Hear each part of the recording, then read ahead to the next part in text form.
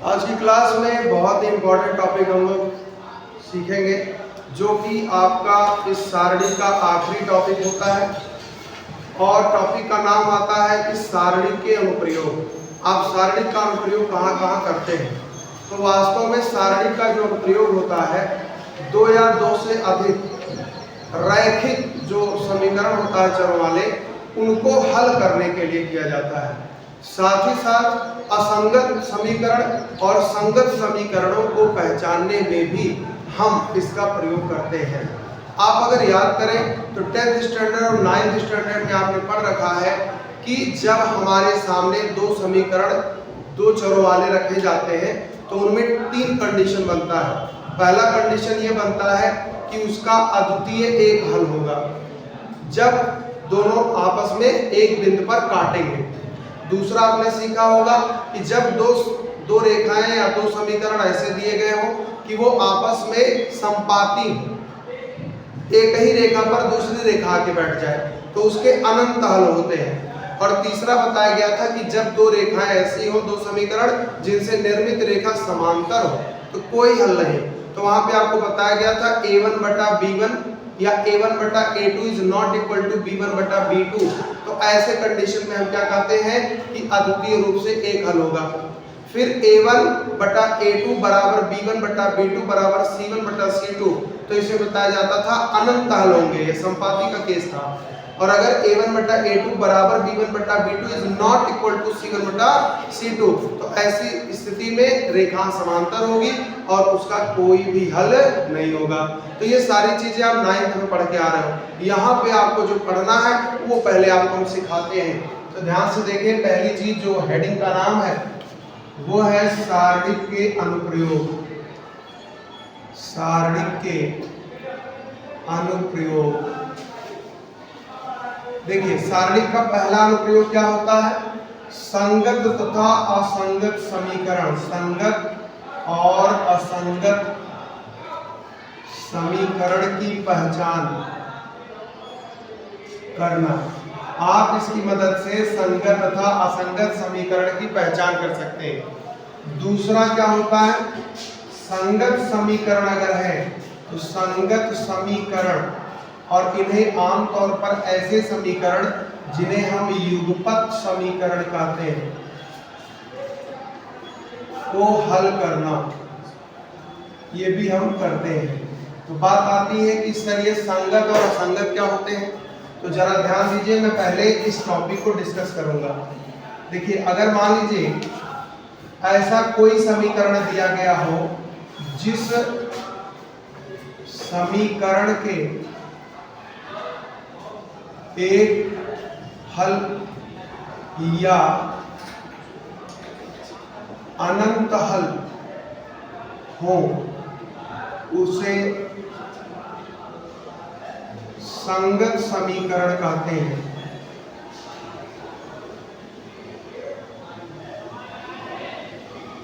अगर आप याद कर पाए तो जब इस तरह का कंडीशन बनता है एक हल होगा, और अगर इस तरह का कंडीशन बनता है इस तरह का, तो इसमें आप देखिए अनंत बिंदुओं पे काटा है तो अनंत हल होंगे। तो ये दो कंडीशन अगर है तो हम उसे कहेंगे संगत समीकरण। दूसरा, जिस समीकरण का कोई हल नहीं होता है उसे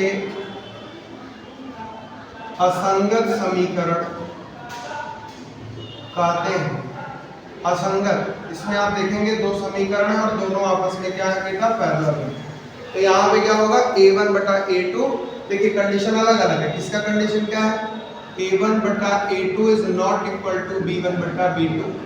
इसका कंडीशन है a1 बटा a2 is equal to b1 बटा b2 is equal to c1 बटा c2। और इसका कंडीशन है a1 बटा a2 is equal to b1 बटा b2 is not equal to c1 बटा। समीकरण भी आप बना सकते हैं। जैसे मान लीजिए ये आपको दिया है x प्लस वाई बराबर 7 और 2x प्लस 3y बराबर 14। यहाँ पे आप देखो तो a1x यहाँ पे 1/2 और ये 1/3 है, तो दोनों आपस में बराबर नहीं है, तो ये स्थिति बनेगी। इधर वाले में अगर आप देखें तो यहाँ पे दिया है x plus y plus z या x plus y equal to 9 और यहाँ दे दिया 2x plus 2y equal to 18। तो अगर आप इनका अनुपात लेंगे तो दोनों तीनों में बराबर आएगा, यहाँ भी 1/2, यहाँ भी 1/2 और यहाँ भी 1/2। तो ऐसी स्थिति में कोई भी समीकरण होगा तो उसके अनंत हल होंगे। ये वाला अगर आप देखें तो इसमें क्या होगा, x plus y equal to 7, 2x plus 2y equal to 18। तो इनमें आप देखो तो ये 1/2 सही है, 1/2 ये बराबर हो गया और ये 7/18 हो गया, नॉट इक्वल टू। तो अगर इस तरह के समीकरण हमारे सामने आते हैं तो हम उनको बता सकते हैं कि उसके अनंत हल है कि एक हल है कि कोई हल नहीं है। ठीक, बात आती है कि सर इसमें हम सारणी का क्या मतलब है, तो जरा ध्यान दीजिए, मैं आपको बताता हूँ कुछ। देखिएगा, जैसे मान लीजिए दिया है x plus y is equal to 7, यहाँ पे दिया है बेटा 2x plus 3y is equal to कितना कितना दिया है 14। तो जरा ध्यान दीजिएगा, मैं इसमें 3 समीकरण बनाऊंगा, कितने 3 आव्यूह बनाऊंगा, कितने 3। एक आव्यूह बनता है जो गुणांकों से निर्मित होता है, यहाँ x का गुणांक कितना 1, यहाँ x का गुणांक कितना 2, यहाँ पे y का गुणांक कितना 1, यहाँ पे 3। तो इसको कहते हैं गुणांकों से निर्मित आव्यूह। दूसरा क्या होता है यक्ष। यक्ष क्या होता है, जितने वेरिएबल दिए गए हैं उनसे निर्मित एक तरह से स्तंभ आव्यूह। तो यहाँ देखिए कितने वेरिएबल हैं, एक यक्ष है और एक क्या है y है, तो यहाँ आएगा यक्ष और यहाँ क्या आएगा y। और एक हम लोग समित यहाँ पे आव्यूह लेते हैं b। b क्या होता है, जो अचर पद होते हैं उनका हम स्तंभ आव्यूह जब बनाएंगे तो वो b बनेगा। तो यहाँ पे देखिए क्या है 7 और क्या है 14, तो हो गया 7 और ये हो गया 14। ध्यान से समझना। अब इसी समीकरण को अगर हम मैट्रिक्स रूप में लिखना चाहें तो कैसे लिखते हैं, तो हम लिख सकते हैं ax बराबर b। ax बराबर, किसी ने कहा सर मैं नहीं मानता, तो मैं आपको साबित करके दिखाता हूं। ax बराबर b, तो a क्या है बेटा, a हमारा है 1 2 1 3, x है आपका xy और b आपका है 7 और कितना है बेटा 14, यही है ना। अब देखो मैं कैसे बता रहा हूं, पहले हम लोग क्या करेंगे, 1 का गुणा होगा x में प्लस 1 का गुणा होगा y में, क्लियर। और ये अभी बन रहा है, ध्यान से समझना। यहाँ पे देखो 2 का गुणा होगा x में, 3 का गुणा होगा y में और इधर आपका क्या हो गया 7 और क्या हो गया 14। और इस तरीके से आएगी। देखिए इसका आप अगर देखो तो 2 गुणे 2 है और इसका अगर आप देखो तो पंक्तियां कितनी 2 और स्तंभ कितना, तो हाई 2 और हाई 2 विलुप्त हो जाएंगे, तो आएगा 2 गुणे, कितना आएगा 2 गुणे, तो 2 पंक्ति और एक ही स्तंभ, ये एक ही पद है। और इधर भी अगर आप देखो तो ये भी 2 गुणे 1 है, ठीक है। तो यहाँ पे हम क्या करेंगे, समान है, तो समान अगर है तो क्या करेंगे तुलना। अगर आप तुलना करेंगे तो ये हो जाएगा x प्लस वाई बराबर 7 और ये हो जाएगा 2x प्लस 3y बराबर 14। बताओ समीकरण मिल गया कि नहीं मिला। ये जो समीकरण दिया गया था इसको मैंने मैट्रिक्स से बना लिया, मैट्रिक्स से हमने गुणा किया, फिर से वही समीकरण मिल गया। इसका मतलब कि कोई भी अगर युगपत का मतलब होता है कि एक चर में अगर कोई x y z इस टाइप का दिया हो और रैखिक हो तो उसको युगपत बोलते हैं। तो यहाँ पे देखिए कि युगपत समीकरण 2 चरों में दिया गया है तो उसको हमने आव्यूह के द्वारा कन्वर्ट कर लिया। ऐसे अगर तृतीय में दिया होगा तो तृतीय वाला भी कन्वर्ट हो जाएगा। जैसे मान लीजिए आपको दिया है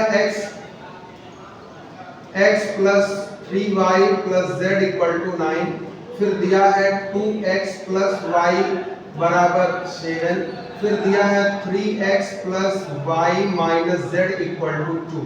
ऐसे दिया है, समझो बात, ऐसे दिया है। अब इसी को हमें कन्वर्ट करना है मैट्रिक्स में, तो कैसे करेंगे, सबसे पहले हम लिखेंगे a। क्या लिखेंगे a क्या होता है, गुणांकों से निर्मित आव्यूह। यहाँ पे देखो x है ना, x के बगल में कौन कौन है 1 2, उसके बाद में y वाला 3 1 1, फिर z वाला 1 0, यहाँ z नहीं है तो 0 है और यहाँ पे माइनस है, ये बन गया आपका a।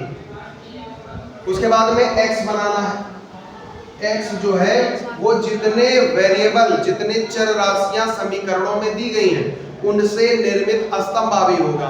तो यहाँ पे अगर आप देखो तो कौन कौन है, x है, y है और कौन है, z है। इसके बाद कौन आता है भाई, b। b कौन होता है, अचर पद। तो अचर पद कौन है इसमें, 9 है, 7 है, 2। क्लियर। अब अगर इसे कोई कह दे कि जरा इसे समीकरण के रूप में, इसे मैट्रिक्स के रूप में दर्शा दो, इसी को मैट्रिक्स के रूप में दर्शा दो, तो हम दर्शा सकते हैं ax बराबर b। बात समझ में आ गई? कितनी बात समझ में आ गई, बोलिए। इसका मतलब यह है कि किसी भी युगपत समीकरण को हम मैट्रिक्स में कन्वर्ट कर सकते हैं। ठीक, अगर हम मैट्रिक्स में कन्वर्ट कर सकते हैं तो क्या हम उस मैट्रिक्स की मदद से क्या हम उस समीकरण को हल कर सकते हैं? यस, कर सकते हैं। कैसे करेंगे, कौन सा फार्मूला लगेगा, अब उसको सीखते हैं। ध्यान से देखिएगा। ये बताइए, क्या हमने आपको बताया ax बराबर b? यही बताया है ना, बोलो। अगर किसी जुगाड़ से, ध्यान से समझना, अगर किसी जुगाड़ से हम यहीं पे रख कर दे रहे हैं, पहली बार सिखा रहे हैं। अगर इधर गुणा करके आ जाए x, y और z, और इधर बेटा सॉल्व करते करते आपको मिल जाए 1 2 3, तो बताइए x का मान 1, y का मान 2 और z का मान 3 लिख सकते हैं कि नहीं लिख सकते?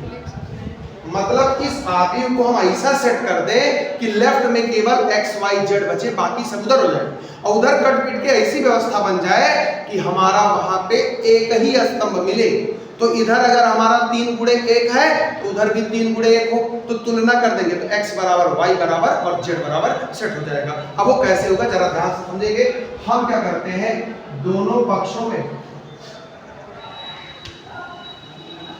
a इनवर्स से गुणा करने पर हम a इनवर्स से गुणा कर देंगे। तो गुणा जब करेंगे तो इधर आएगा a इनवर्स ax, इधर आएगा a इनवर्स b। अब बताओ इनका गुणा होगा तो क्या आएगा, बोलो यार। a का a इनवर्स में गुणा हो या a इनवर्स का a में गुणा हो तो क्या मिलता है, i। क्या मिलता है, तो i x बराबर हो गया a इनवर्स b। अब i का अगर किसी में गुणा करेंगे तो क्या मिलेगा, और ये हमारा हो गया a इनवर्स b। इसका मतलब ये है कि हम किसी भी समीकरण को हल कर सकते हैं, अगर वो तृतीय में हो, चतुर्थ में हो, इंटरमीडिएट, सीबीएसई, एनसीईआरटी और जितने स्टेट बोर्ड है उनमें केवल x y z है और x y है, बाकी नहीं है। अगर वो चाहता तो अल्फा, बीटा, गामा, डेल्टा भी दे सकता था। 4 5 6 ऐसे इक्वेशन अगर दिए जाते हैं तो उनको हम सारणी की मदद से निपटा देंगे, बच जाएगा वो। अब बात आती है कि सर ये तो हम समझ गए, एक सवाल अगर आप बता देते तो बड़ा अच्छा रहता। तो एक सवाल देखो हम कैसे लगाते हैं, ठीक है। तो पहले इतना नियम नोट कर लो। नियम में आपको नोट क्या करना है जरा समझना। नियम में आप केवल यहां से लेके और यहां तक नोट कर लेना, और उसके बाद में फिर इसे नोट कर लेना। बस इतना आप नोट कर लो और ये दोनों पॉइंट नोट कर लेना, और उसके बाद में फिर हम आपको बताते हैं कि इसका यूज कैसे करेंगे आंसर लाने में। अब सवाल आता है कि जो हम नियम सीखे हैं उसका हम इम्प्लीमेंटेशन कैसे करेंगे, सवाल कैसे लगाएंगे। तो उसके लिए हम लोग 2 एग्जाम्पल उठाते हैं। पहला ये आपकी किताब का पहला सवाल है, ये आपकी किताब का 20वां सवाल है जो 2-3 बार बोर्ड में आया हुआ है। तो सबसे पहले इस सवाल को बताते हैं आव्यूह विधि से। ध्यान से देखना बेटा, आव्यूह विधि से लिख दिया। अगर आव्यूह विधि से नहीं लिखता तो हम इसके लिए 3 रास्ते जानते हैं, विलोपन विधि, प्रतिस्थापन विधि और वज्रगुणन, जानते हैं ना।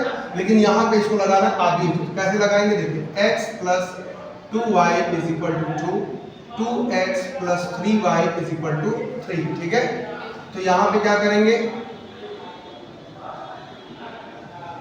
आव्यूहों का निर्माण करने पर माना। अब क्या करेंगे भाई, a मानेंगे। a क्या होता है, गुणांकों से निर्मित। तो गुणांक इसके कौन, 1 2 2 3, ठीक है। उसके बाद में x क्या होगा, x y क्या होगा, x y, और b क्या होगा 2 3। यहाँ तक कोई दिक्कत। अब हमें इसे हल करना है। तो हल करने का फार्मूला हमने बता रखा है x equal to a inverse b। Clear? तो हमारे पास देखो x है, b भी है, लेकिन a इनवर्स नहीं है। इसका मतलब है इस a का हमको इनवर्स निकालना होगा। समझ गए? इनवर्स आपको सिखा चुके हैं कैसे निकलेगा।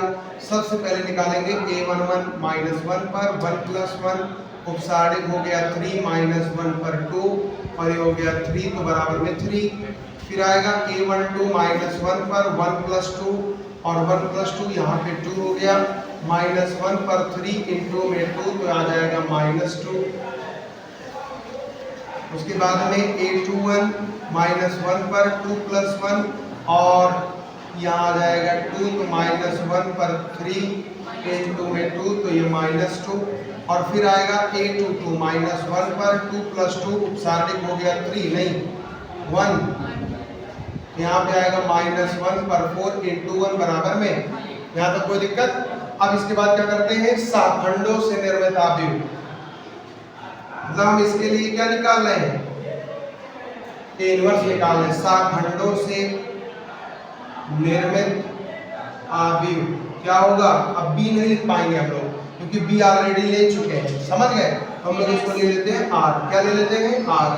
आर ले लेंगे तो क्या बनेगा 3 माइनस 2 माइनस 2 1। ठीक है, अब हम इसका एडजॉइंट निकालेंगे, क्योंकि इनवर्स के लिए एडीजे चाहिए। एडीजे के बराबर क्या होगा? आर डैश हो जाएगा 3 माइनस 2 माइनस 2 1। यहाँ तक कोई दिक्कत? अब आपको चाहिए डेट। क्या चाहिए? डेट। तो डेट के चाहिए तो यहाँ पे लिखेंगे डेट के बराबर, यहाँ पे आ जाएगा डेट के 1 2 2 3। ठीक है, हो जाएगा 3 माइनस 4 माइनस 1। यहाँ तक कोई दिक्कत? अब हम निकालेंगे इसलिए ए इनवर्स। तो ए इनवर्स बराबर 1 डेट के, बातचीत नहीं, एडीजे के। तो ध्यान से देखेंगे यहाँ पे है माइनस 1, तो हो जाएगा 1 माइनस 1, एडजॉइंट हो जाएगा 3 माइनस 2 माइनस 2 1। अब इसको अंदर दे दीजिए तो ए इनवर्स का मान आ जाएगा माइनस 3 2 2 माइनस 1। यहाँ तक कोई दिक्कत? बोलिए। ये कार्यक्रम जो है ये पिछले एक्सरसाइज से लिया गया। ठीक है, अब हम उठाएंगे सवाल को। हमें पता है कि चूंकि x बराबर होता है a इनवर्स b, x का मान क्या है? xy। a इनवर्स का मान क्या है? -3 2 2 -1। b का मान क्या है बेटा? 2 3। ये लाइन समझ में आ रहा है? बोलिए। अब देखिए लेफ्ट में कुछ करना नहीं है, अभी राइट में गुणा होगा, तो राइट में गुणा कर दीजिए लेफ्ट। अगर मन कहे तो लेके चल सकते हो साथ साथ। ये देखो -3 का गुणा 2 में कितना आ जाएगा? -6। 2 का गुणा 3 में तो +6। फिर देखो 2 का गुणा 2 में तो 4, -1 का कितना? -3। ठीक है, अब आगे आ जाओ। ये आ जाएगा आपका x और ये आ जाएगा y। तो यहाँ आ जाएगा बेटा 0 और यहाँ पे आ जाएगा 1। 0 और 1, तो यहाँ लिखेंगे तुलना से x बराबर 0 और y बराबर आंसर हो। समझ में आई बात? बोलिए। मतलब हम किसी भी समीकरण को युगपत में, ये 2 चर में है, अभी 3 वाला भी बताएंगे, तो 2 चर में अगर है तो हमें पहला काम ये a x और b डिक्लेयर करना होगा, और ये डिक्लेयर हो जाने के बाद में सारा कार्यक्रम ये करना है, और लास्ट में ले जाकर के यही क्वेश्चन उठा के रख देना। बात स्पष्ट हुई? इसे नोट करिए, फिर बताते हैं आपको दूसरा सवाल। यहाँ पे आपके सामने ये जो सवाल है 2024-2025 बोर्ड एग्जाम में एनसीईआरटी का भी सवाल है। तो सबसे पहले क्या करेंगे, यहाँ पे लिखेंगे माना a बराबर, पहले a लेंगे। a क्या बनेगा भाई? 2 1 3, 3 माइनस 2 माइनस 1, 3 1 माइनस 2। x क्या होगा? x y z। इस बार 3 लोग हैं, समझ गए? x y z। और b हमारा क्या होगा भाई? b 5 minus 4 3। इसको लेने में किसी को दिक्कत? अब आप जानते हैं सवाल लगेगा इसी फार्मूले से। x मिला है, b मिला, a इनवर्स नहीं मिला, a इनवर्स निकालना पड़ेगा। तो देखो a11 -1 पर 1 + 1 उपसारणिक क्या बनेगा इसका? -2 -1 1 -2 -1 पर 2 हो जाएगा और ये हो जाएगा 4 + 1 तो 5। आगे देखिए A12 -1 पर 1 + 2 उपसारणी क्या बनेगा 1 2 का 1 2 का बनेगा 1 3 1 -2, ये हो जाएगा -1 पर 3 हो जाएगा -2 -3 तो ये आ जाएगा 5। फिर आएगा A13 -1 पर 1 + 3 और 1 3 का बनेगा 1 3 -2 -1। ध्यान से देखते रहो। अब यहाँ पे हो जाएगा -1 पर 4 और ये हो जाएगा -1 + 6, ये भी आ गया 5। 5 आने का कसम खाया ये। आगे देखिए A21 -1 पर 2 + 1 उपसारणी क्या बनेगा 21 का 21, ये खत्म 3 -1 3 -2 3 -1 3 -2 सॉल्व करेंगे तो -1 पर 3 और ये हो जाएगा -6 और प्लस में 3, ये आ जाएगा +3। आगे A22 तो माइनस में 1 पर 2 + 2 उपसारणी क्या बनेगा 2 2 का, ये खत्म तो 2 3 3 -2 2 3 3 -2। यहाँ पे देखो -1 पर 4 और ये -4 और ये माइनस में 9 साफ लिखो 3 का 9 तो 9 4 13 माइनस में 13। फिर देखिए A23 -1 पर 2 + 3 उपसारणी क्या बनेगा 2 3 का 2 3 3 -1, ये हमारा हो जाएगा -1 पर 5 और ये -2 -9 11। फिर आ गया A31 -1 पर 3 + 1 उपसारणी क्या बनेगा 3 -2 3 1 -1 पर 4 और ये 3 + 6, ये आ जाएगा 9। A32 सेकंड लास्ट है 3 + 2, ये खत्म, यहाँ आ जाएगा 2 1 3 1, ये आ जाएगा -1 पर 5 और ये 2 -3 तो आ जाएगा 1। फिर आ गया A33 -1 पर 3 + 3 उपसारणी बनेगा 2 1 3 -2 तो -1 पर 6 और ये -4 -3 -7। सारा कुछ तैयार है। अब हम क्या करेंगे माना इसे बनाएंगे R, क्या बनाएंगे R क्या आएगा 5 5 5 3 -13 11 9 1 -7। R बन गया क्या R कुछ है कुछ नहीं है, हमें ADJ चाहिए। ADJ के बराबर हो जाएगा R', ये आ जाएगा 5 5 5 3 -13 11 9 1 -7। आ गया ADJ। अब हमको क्या चाहिए A इनवर्स, तो इनवर्स के लिए चाहिए हमको डेट A क्या होगा भाई, पहले डिटरमिनेंट कन्वर्ट करो 2 1 3 3 -2 -1 3 1 -2, यही तो होगा।